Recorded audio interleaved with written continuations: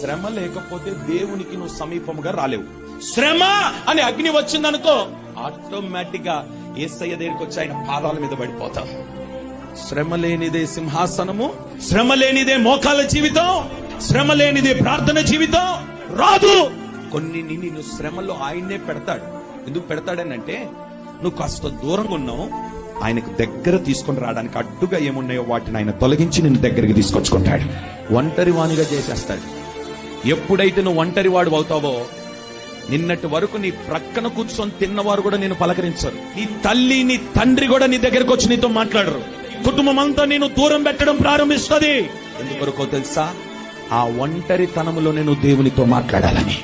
నువ్వు ఒంటరిగా ఉన్నప్పుడే నీ కుడి చేయి పట్టుకొని నీకు సహాయము చేస్తాడు. నిన్ను శ్రమ పెడుతున్నాడు అని అంటే నువ్వు సంతోషించాలి. ఎందుకో తెలుసా? ఈ శ్రమ నాకు మేలాయను.